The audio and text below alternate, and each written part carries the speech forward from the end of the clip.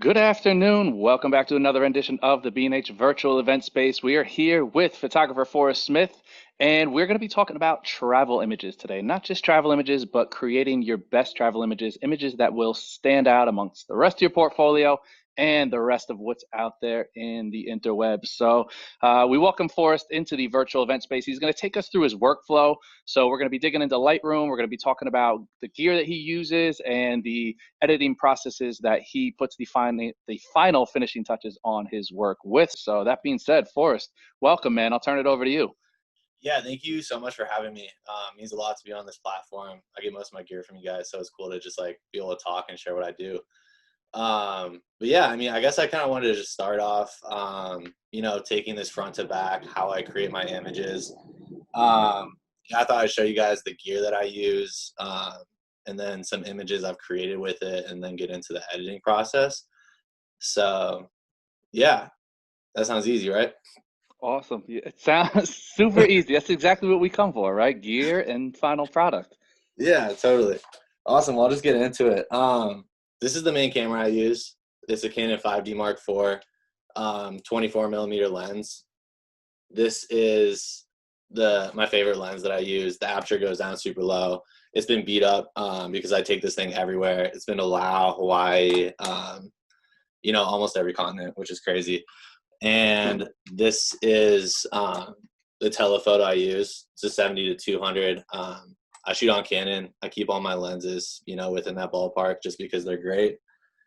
And 24 to 70 for mid-range stuff. And then my favorite lens that I don't think travel photographers use enough is this 100 millimeter that I have from Canon. It goes down to f2.8. Probably the sharpest images I've ever taken have been on this. So yeah, that's my normal kit for when I'm getting outside. I also shoot on a drone, but I don't use that quite as much. I kind of like to keep it like authentic and natural when I'm outside. And then yeah, this is the last. This is kind of the final touch of cameras that I use. It's the Mamiya RZ67. It's a medium format film, and this is probably my favorite camera. Yeah, it's just for fun, but it's absolutely stunning and the images are great. So yeah, that's kind of, what I use to create my images. And yeah, should I just get into sharing some of my work now, you think? Oh, yeah, go for it. Now, actually, I do have a question gear-wise, being that you do take a lot of outdoor stuff. Totally. As far as packing and accessories, tripods, do you use tripods all the time? Filters, do you use lightweight stuff? Or are you one of those people that packs everything but the kitchen sink or keeps it relatively light when you travel? It depends on the project, but usually I'm bringing everything but the kitchen sink. I have a Pelican case that, just like keeps all my stuff safe and sound. Because I live in New York and I travel to all these locations, if I'm flying, I try to keep it as light as possible, but I'm usually bringing everything that I just showed. If I'm on a road trip or something, I'll definitely bring more. I have a tripod. I don't use it as much as I should, but a lot of the stuff I shoot kind of borderlines on lifestyle. So it's more like the in between moments. I'm not shooting a lot of stuff that's like incredibly long exposures. So I usually don't use that. And then as far as filters go, I use pro photo filters, which are great. Also it's great in case you drop a lens, you're not cracking the glass on it. That's always good. So yeah, it's great to have those filters on there. Exactly. It's better a $100 crack than a $2,000 crack. Yeah, exactly. 100%. Awesome. So yeah, I'll just get into showing some of my images. Just gonna share screen. Can y'all see share screen? Yep.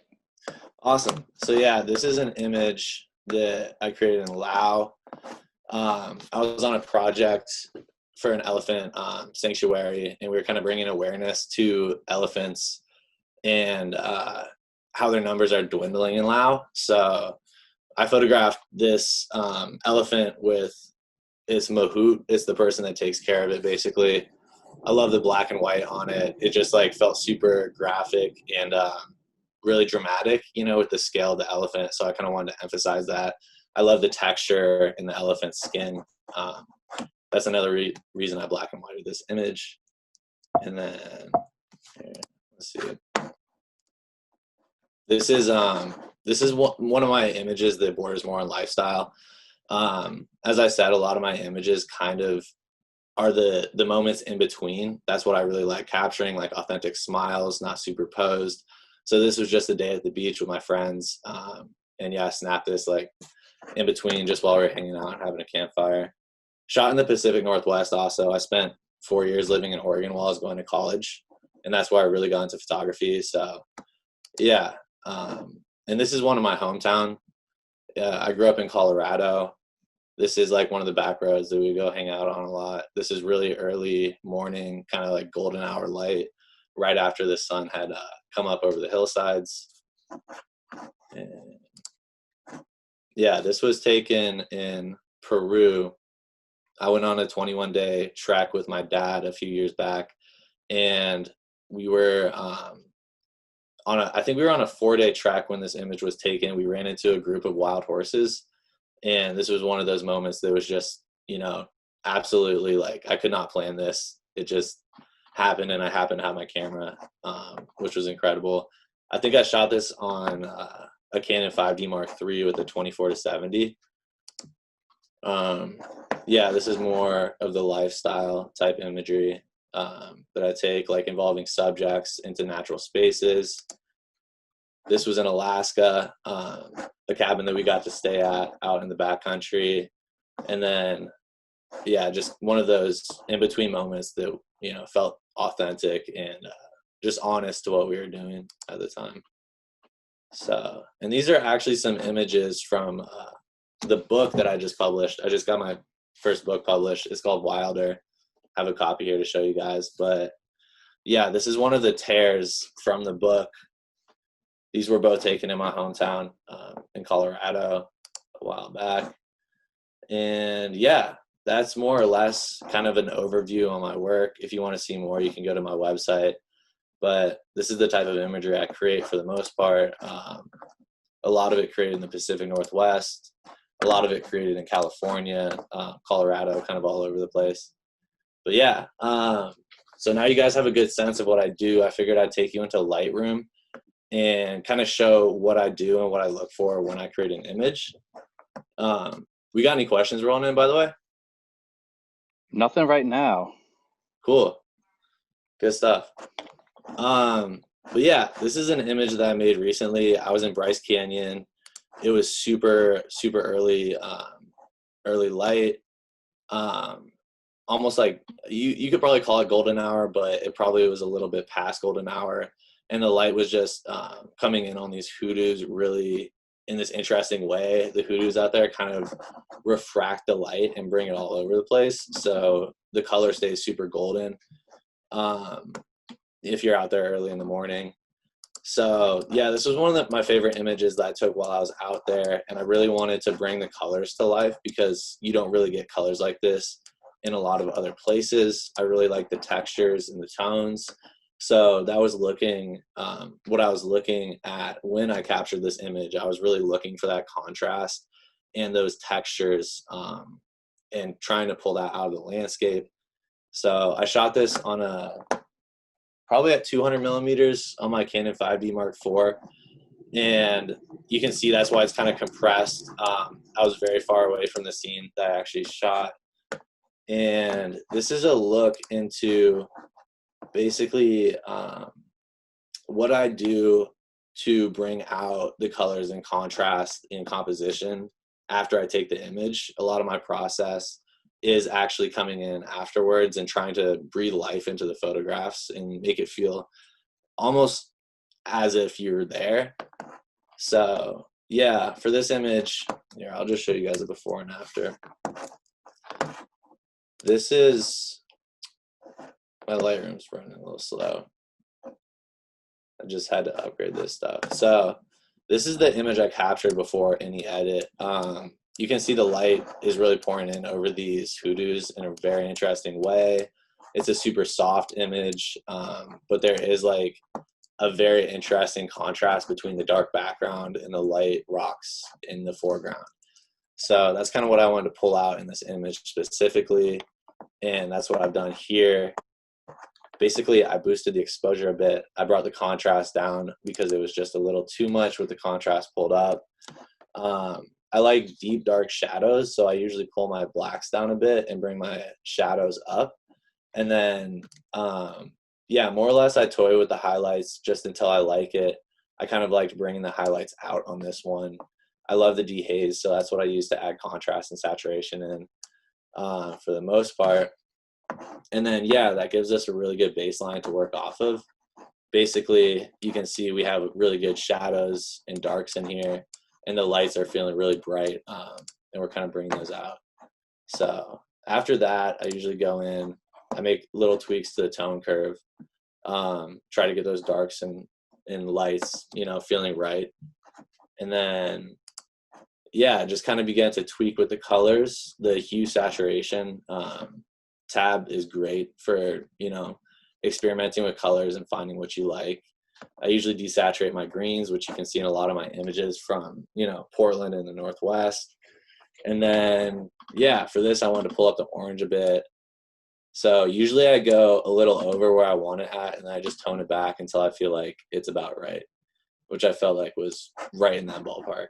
So, Now, yeah. Forrest, we had a question on the locations you choose. So Hayden is asking, how do you pick the locations that are beautiful but not heavily photographed?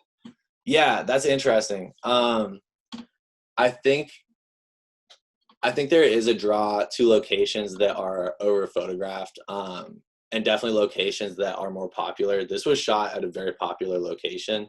I got there super early in the morning, so there weren't too many people there, but this spot gets absolutely crowded if you stay, you know, any later than sunrise.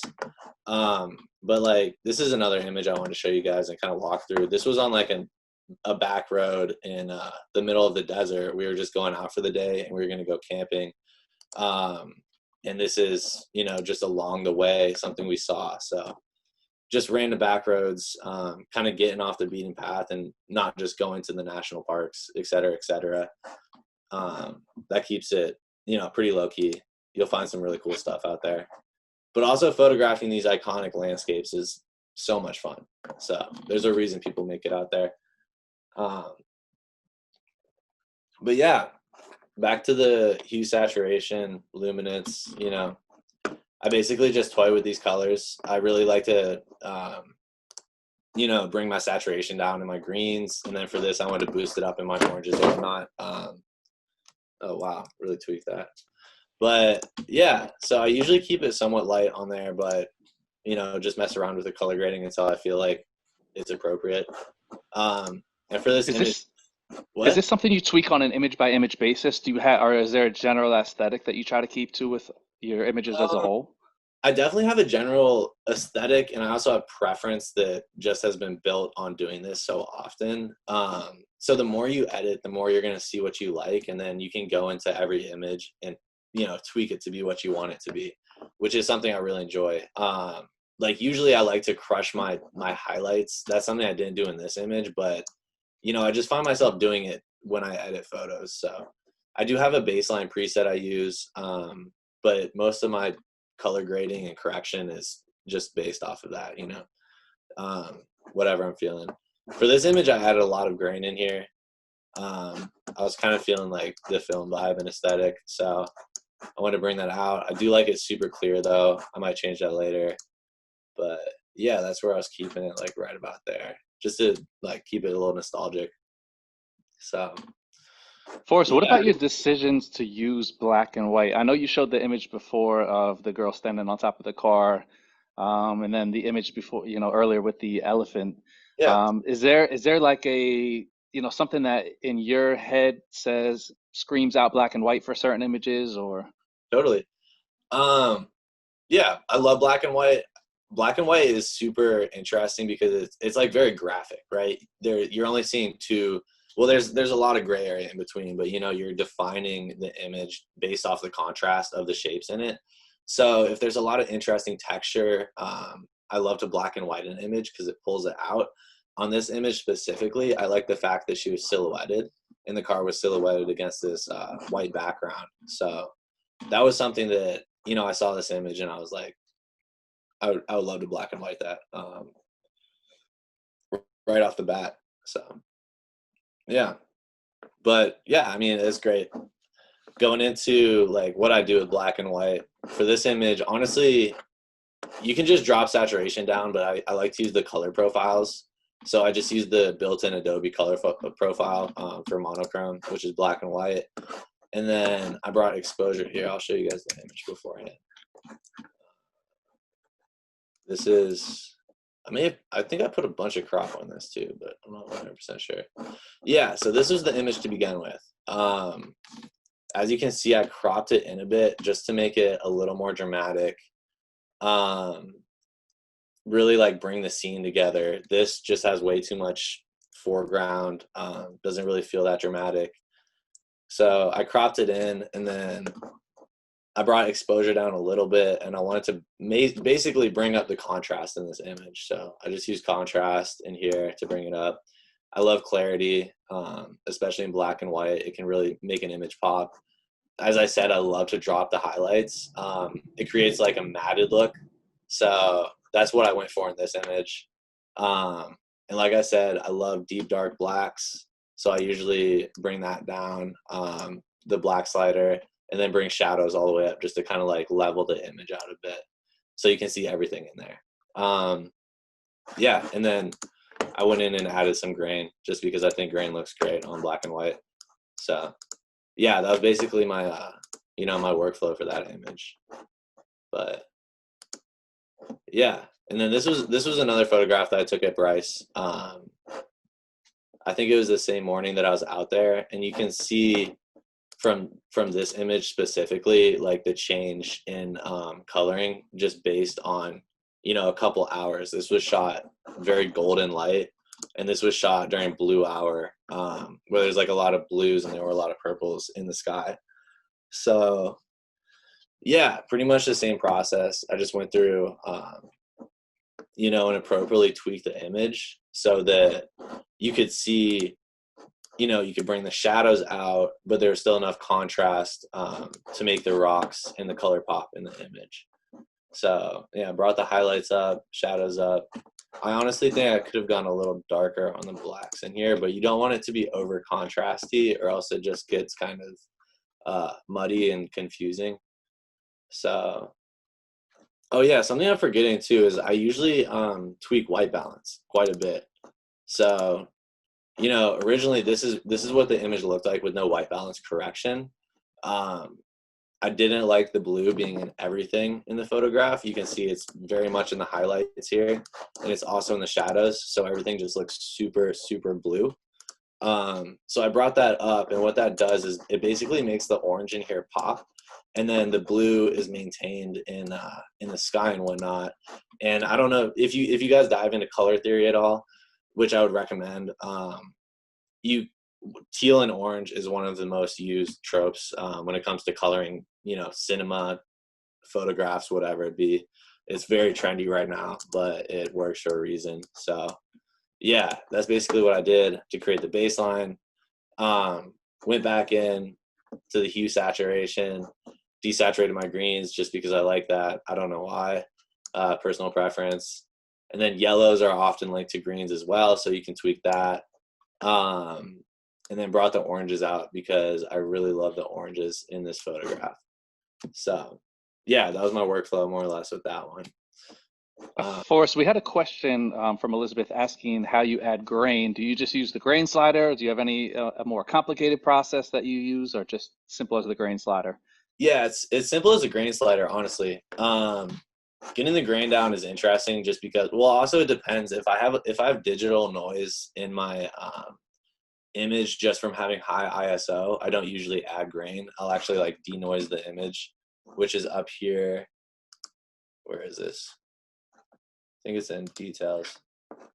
Yeah, basically, oh, this is another thing I do. You can add sharpness in the image. If you hold Option, it kind of shows you how much sharpness is actually being added to the image.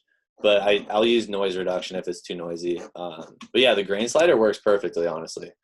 And having size, roughness, and amount is really crucial. Like if you want to have really rough grain, like very, very old film, nostalgic type stuff, you can do that. also increase the size. But yeah, it's all personal preference on that, honestly. So some images I put it on, some I keep it off. Um, highly Now, recommend.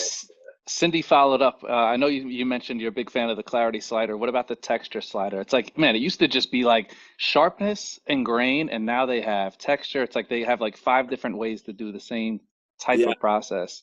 yeah, no, for sure. They also just added this color grading, which I use DaVinci Resolve to edit my videos, to color grade my videos, and this is exactly the same thing that they use in that. And I was so excited, but I haven't even played around with it just because it's terrifying. Um, but I actually don't. I've never really used the texture slider too much. I don't know why I have not not used this at all. Thank you for pointing that out. Well, I, yeah, and for those who haven't used these, as Forrest pointed out, it's like, take it down, take it all the way up, all the way down is a great way to see yeah, what these do. So if there's a lot of stuff now, a lot of options that they provide in Lightroom and Photoshop, and that's the easiest way to find out what they do or if they're the right look for you. yeah, totally. I'll overdo it and then I'll bring it back. And you're always learning in these programs too. That's the craziest thing is like I've never really toyed with the texture slider, so I might go in and use that on a few of my photographs now. Also like toying with saturation and vibrance. It's interesting because you think they do like the same thing, but once you start using them more, like you'll really see like the nuances between them. For those who don't know, too, vibrance I believe brings down the midtones, and then saturation targets the other ones. So yeah, I usually bring down vibrance a bit and then bring saturation up. They kind of contrast nicely. Now, while we're talking about color, David asks if you have any suggestions for accurate monitor color rendition. Do you calibrate or anything like that as far as your monitor is concerned? Yeah, I do calibrate, but I did it quite some time ago, and I honestly forget exactly how I got it. I did it when I got my desktop originally. But yeah, I would recommend Googling that because it does make a big difference, especially um, anybody who is using Lightroom. I'd recommend like exporting your photo and then looking at it on your phone, and then even if you have an iPad, if you have access to like a desktop versus a laptop, because you will see every screen looks different, which is absolutely insane. So trying to get it, you know, good across all platforms. If you calibrate your monitor, if you can get your photos printed, all of that really is helpful. So Yeah, definitely.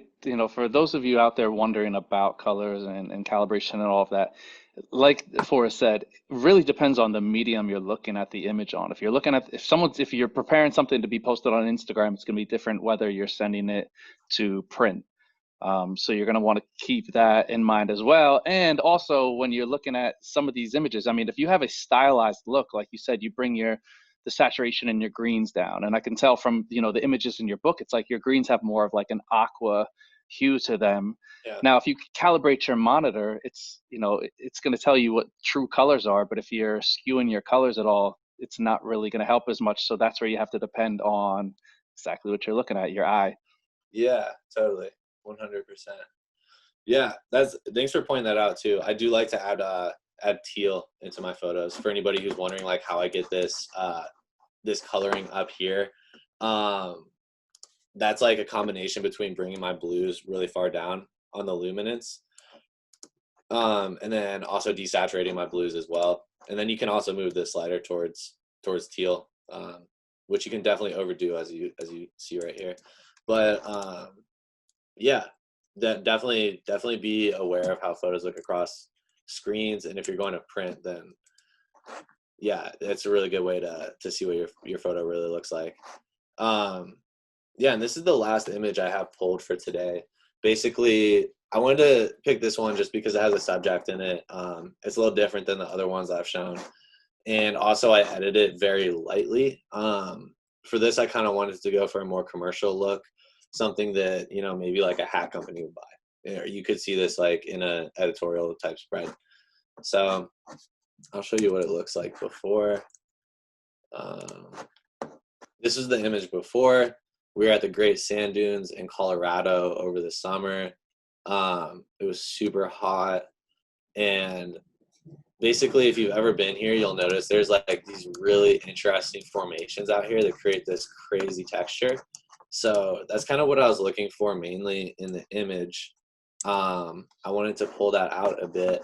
So I added contrast in here, brought my shadows up a bit, just so you could see the whole scene.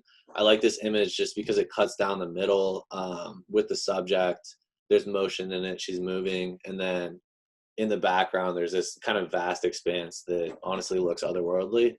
Um, so yeah, the main correction I made on this is I tweaked the temperature of the image. You can see that if you bring the temperature down to what the camera recorded, it's really blue, and I didn't really like that. So I just brought that up. It's warmer tones, puts the warmth back into her skin.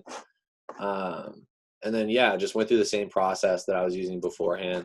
I also took the teal out of the shadows, which I usually have in the shadows. I wasn't too keen on having that in there. And yeah, went into sharpening. I really like this image because it's super sharp. So did the same thing, hold down Option, and then you can tweak the amount. You can also go into radius and see exactly, what you're sharpening in there.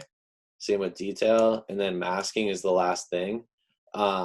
If you bring it all the way down, this sharpens almost everything in the image, which can kind of overdo it. It looks just a little too, I don't know exactly, I don't think there's a term for it, but it just is a little too much. So I like to bring the masking up so that it is just sharpening her body, as you can see, in there right now. And so, yeah, that was my workflow on this one.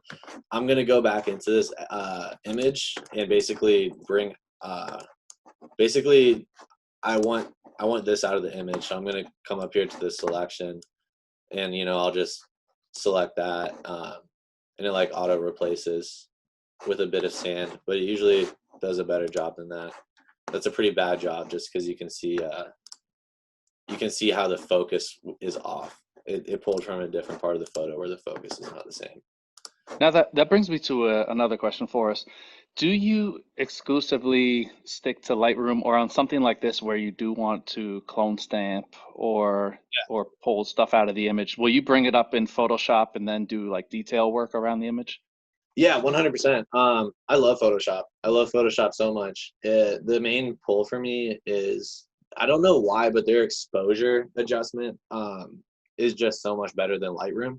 So I usually pop it in there and then bring the exposure down a bit. It creates this really nice like matted look.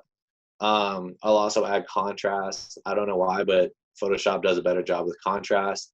And then the clone stamp tool is really clutch if you want to fix some details like these footprints. I would go in there and take out the footprints in this. Maybe clean up some of the sand right here, and then definitely take out this little bush here. That thing has been annoying me ever since I've been looking at this photograph. So yeah, just small stuff like that really creates a cleaner image, which is really, you don't think it matters until you see them side by side and you're like, wow, I can't believe that's the same photograph. So yeah, I definitely utilize Photoshop in that regard. Now, Cindy asked about the sharpness. Before we ask you about the sharpness, I want to bring it back. Gino, we did drop the link to Buy Forrest's book. Gino was asking if he can get a signed copy. Do people have to track you down on your travels or track you down in the streets of New York to get a signed copy? No, definitely not. I would love to get a signed copy out. This is interesting. I'm trying to figure out a system. The people who publish my book, they're great. They're called Thought Catalog. But yeah, we're going to be doing some really cool stuff coming up in the holidays. Maybe giving away prints and a book, like bundled together. I want to make them as special as possible because, yeah, it's insane to me that somebody like that this exists in the world. It's just like so cool. I'm honestly humbled. Um, yeah, and I want to get them out there in a very mindful way. So I would love to get a signed copy out for you, 100%. Awesome. So, we dropped the information, the link for the book. We dropped your website and Instagram in there as well. So, hey, Gino, shoot Forrest a message. We'll see if we can make that happen. Um, Back to Cindy's question on sharpness. Is there a formula that you use for sharpness, or do you just eyeball it per image? There's definitely a formula. Here, let me see if I can get super in there. Okay, actually, I think I'll use this image just because it is a sharp image to begin with. Um, basically, when I'm sharpening, sorry, this is not loading very well. Um, basically, when I'm sharpening an image, I'm looking to bring the subject out, right? You want the subject to be as sharp as possible in the image. I'm gonna knock the grain off of this as well, just so we can see. Like in this image specifically, I have a lower f-stop, so the background is blurry. She and the car are the subject, and they're as in focus as possible. And so that's mainly what I want to do in this image is I want to sharpen the car specifically. So masking is huge on this. I usually keep the amount of sharpening pretty high, pretty much right below the red. If you go into the red, it gets a little too sharp, a little too muddled. But I put it up there, and then the radius, detail, and masking really determine how much sharpness go into the image. So I'll play around with this. Rule of thumb, you want the radius to be, you can see if you look at the image, you can very lightly see her in the car. And that's where you want to keep it at. You don't want to go all the way up or else it gets a little too much. So I usually keep it right where you can just, you can see the figure and just very light detail around what wants to be sharp. You do this for the detail as well. And then masking is really what's important here. You bring it up until what you want to be sharpened is sharpened and everything else is not. So you can see the mountain in the background and the sky are completely black. And that is what we want. We want her to be sharp. So I usually keep it like right about there. But that's an image by image basis. But that's kind of what I do, rule of thumb. Okay, and workflow wise, Bobby's asking whether you use Photoshop or Lightroom first. Do you do a first pass in Lightroom and only take into Photoshop what you want to make local changes to? Yeah, mainly because Lightroom is super fantastic as well. Okay, basically Lightroom is workflow based. So the reason that Lightroom is so incredible for photographers is you can import and ingest all your photos through that. You can add metadata, and you can create like a file organization system. So I don't think that I actually have a hard drive pulled up here. Yeah, I don't have a hard drive connected, but basically what you can do is you create your file structure and then you import directly into your file structure, and Lightroom maintains that whole structure. So I use that to ingest and then I edit in Lightroom. You can also batch edit, which means you can select multiple images and then sync the edit across the image. So say we want to sync these, you can select all three and then click develop, which my computer is not doing very well right now. But basically you can, go across and just edit the images in batches. And then I put the rest into Photoshop, the ones that I want to use.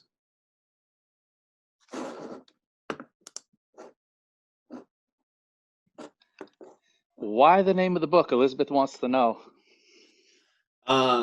Wilder. So yeah. I think that basically the book is based around lifestyle design. At some point, I decided that if I was going to be super happy with what I was doing work-wise, I needed four things. That was to be outside, be creative, connect with people, and travel. Those were like, if I could do that, that was going to be my dream job. So then I picked up a camera and started freelancing as a way of doing that, developing the skill set. So we picked Wilder just because it sounds, cliche, but it's like living on the wilder side. It's really like building that life around what you want and not being super traditional in that. And that's why we picked the title for the book. Awesome. I was going to ask that as well. I'm like, I didn't know if it was a Van Wilder reference or not. No, it wasn't. Fair though. We got a random question in Yeah. asking if you're a beer drinker and what is your beer of choice? Lagunitas, a little something Ooh, that was quick. by We're far. gonna have to check. We're gonna have to check that one out. basically all I drink. Yeah, but we keep it mellow. So love you need to say something. Check it out. It's incredible. They have my full endorsement. Awesome. Now, what are you working on now? I mean, I know you do some commercial stuff. You got the travel in there. I mean, do you have any projects that you're currently working on, working towards another book on the way, maybe? Yeah, I mean, more or less right now, I'm pretty up to my neck. I'm actually up to my neck in like client projects, which is great because I didn't work for about 4 months, and then I think a lot of people realized they like needed images for their brands. So I've been working on that stuff a lot. Personally, I've been learning my way around this camera, the RZ67, which is great. It's so much fun. It's also destroying my bank account because film is super expensive. Um, but yeah, I mean, I've been shooting a lot of images on this, and then just getting out and staying creative in that regard. So yeah, that's been great. Now, you shoot medium format film.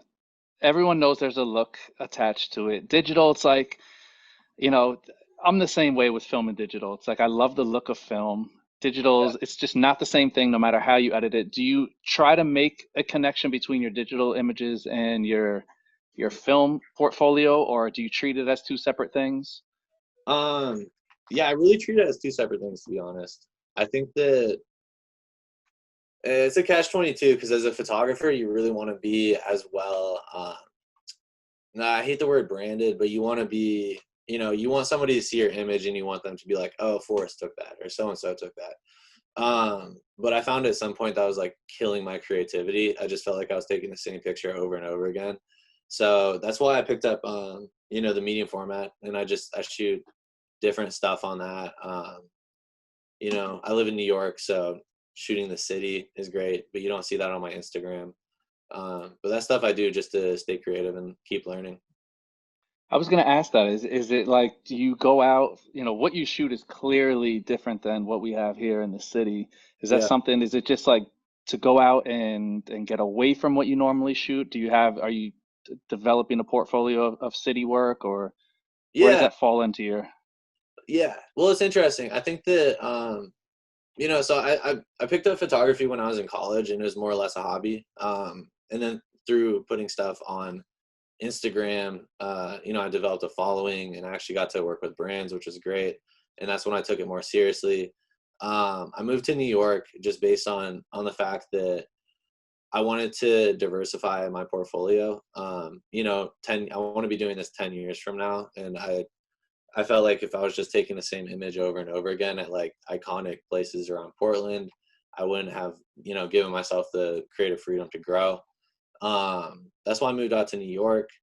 I still love getting outside. My parents live in Utah, so I visit them as much as possible. But yeah, I mean, the stuff that I don't advertise as much, you can find on my website. But I've had photo shoots with like Russell Westbrook, the Stephen Colbert, stuff that's definitely more like it's just so different than Lost in the Forest, outdoor stuff. But I still love it.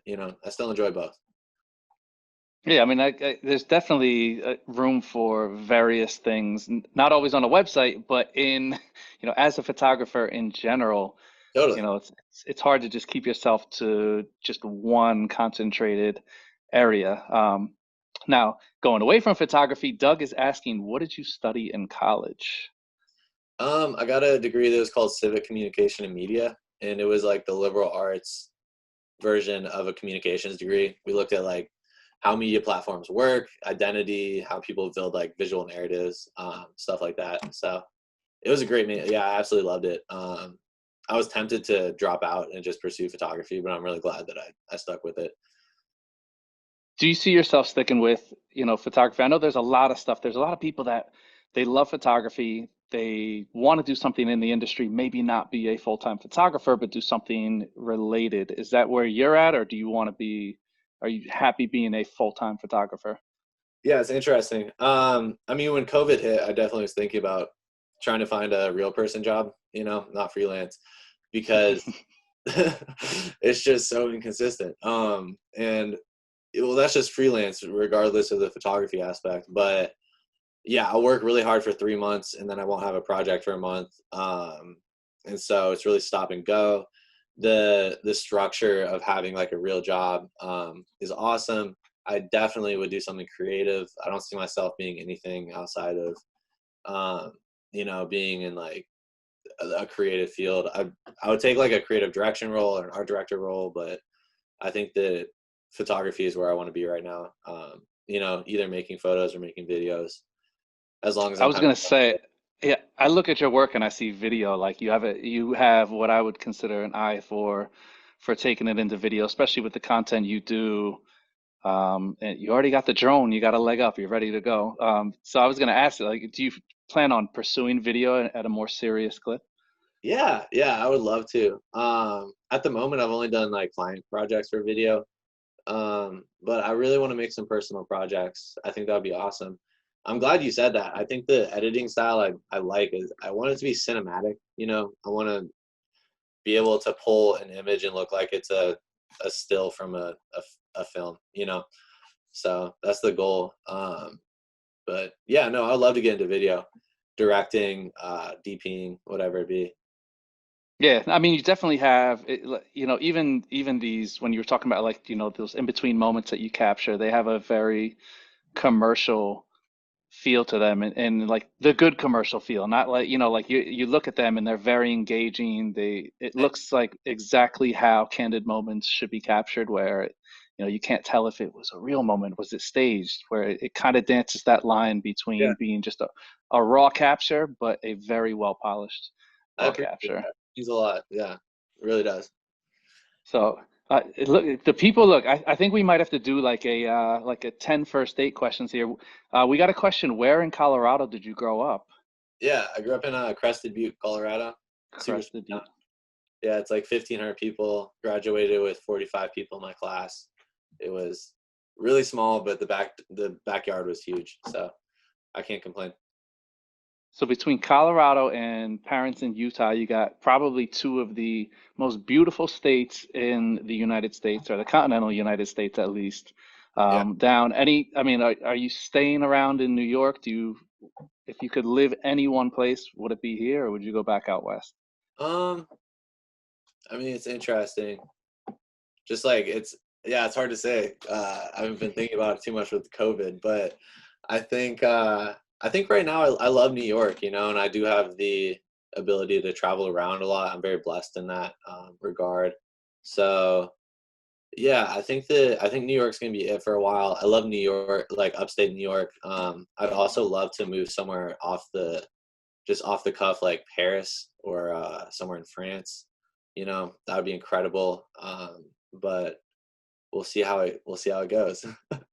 Awesome. Well, we'll have to keep tabs and see where you end up. Who knows? Maybe a book of New York photography will come soon, or you never Yeah, know, right? we'll see.